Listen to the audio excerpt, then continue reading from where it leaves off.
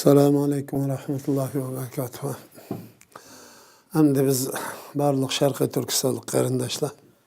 Bu qatam 42 kishini Xitoy tashkillab, ratlab Sharqiy Turkistonga elib berib, Sharqiy Turkistondagi Xitoy elib berayotgan jinoiy qilmishlarning hammasini yo'q chiqarib, oqlab berish bedliga aşağı berib tuqquni yo'qlab keldi.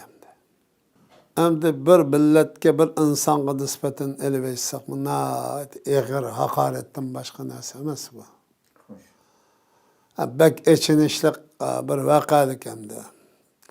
Bundan shuni ko'rib olamizki, Xitoyning tabiatining ne kadar nachar, ne kadar vicdansız, ne kadar pes, ne kadar çok ahlaksız, numussuz bo'lganlikdan ibaret bir real vaziyetini köktüpürdemdi. O Xitoy o endi bu bizning adamlar endi bir atanını ko'rib, unda olgan ekansan, o Xitoy unda aşağı tutsan bo'lmamdi aşağıda. Shunami ya? Nim bir yana vatandaşlık o'tab, qilsa aşağıda o Xitoy seni ishim qilmagan ekan. Xitoy Xitoyning yerini sen siylagan ekan, sening yerini Xitoy siylagan bo'lgan ekan. Bular siylashib aşağı baravar Xitoy bilan yazsang bo'lmamdi uni qadam. Nim bo'lib bu Türkiye vatandaş bo'lib anandan keyin o Xitoy qanda olib sening telefon nomeringni bildimdi. Bu bir echinishlik vaqa bu.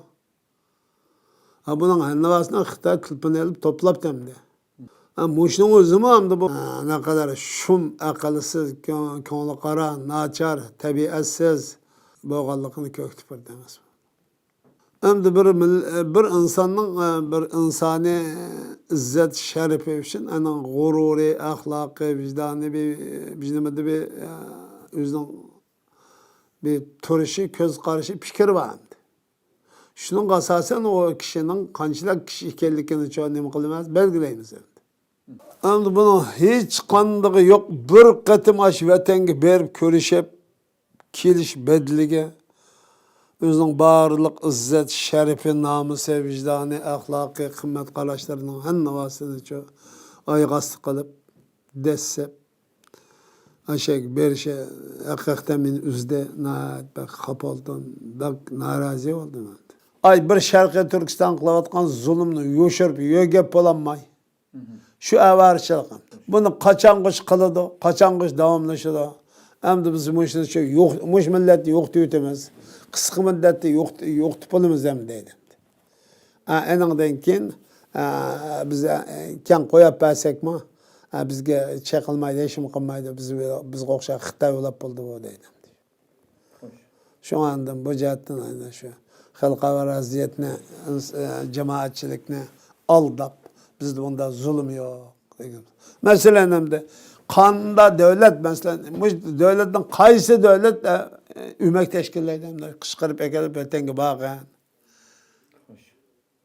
Urug' tuqqanlar ko'rishib kelgan, ko'rishib kelish uchun bizga va'da bergan. Aşağıda vaziyat yaxshi deylik. O yaxshi bo'lgandan keyin yaxshi deb berishning nima hojati? Demek bu yerdagi vaziyat yaxshi emas. Sharqiy Turkiston xalqi Xitoyning zulmga uchrayotganligi, xo'rlab dafsanni qilishiga uchrayotganligi, izzat, obro'y, mol, mulki hech qanday narsaning bexatar emasligining ifodasi shu. Şu andan Xitoy mishadan ahmoq jambaqda go'ylarni to'plab o'zining kelib chiqishi noma'lum, qani tekshirishi, qani buzuq qilgan, ya anasidan qajdan o'xshamaydigan, ya dadasidan qani o'xshamaydigan mo'yda qani va go'ylar anda berib qon buzuq bo'lgandan keyin berib Xitoyni aqlab, ya zulm yo'q ekan. Kelib faqat zulm yo'q ekan deb faqat degina Xitoy deganda kerak. Zadı Xitoy çekilmegandan keyin sen çirketsen bulayayna, ketsen. Nimiz qilmamading o yoki? Dünyanın hech qanday yerda urug' tuqqanlarni ko'ktib qo'yma, urug' tuqqanlarni ba'zi deb tashkillab opirdigan yo'q, o'zi berib o'zi keldi. Bugun aşa telefon bilan nashta qilayotgan, choy ichayotgan, qopgan, kulayotgan, yig'layotganning hammasini dunyoda hammadan bir-birining urug' tuqqanlaridan ko'rib turdi. Sharqiy Turkistonga kelganda hech kimni ko'ramiz, urug' tuqqan bilan aloqa bo'lmaydi-ki. Bu neyini aqlab biriz Xitayni?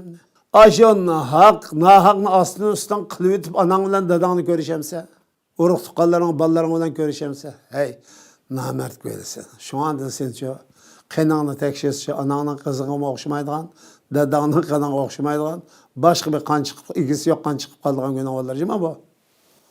Allah bu gölga Allah'ın laneti, gazap nefreti bizning en kuchli şu nefretimiz, ulağı boğan ölçmellikimiz, ulağı boğan şu nefretimiz bulaş bilen birge, onu bilen boğan salam saat münasebetini üzüp taşlasak oldu ki.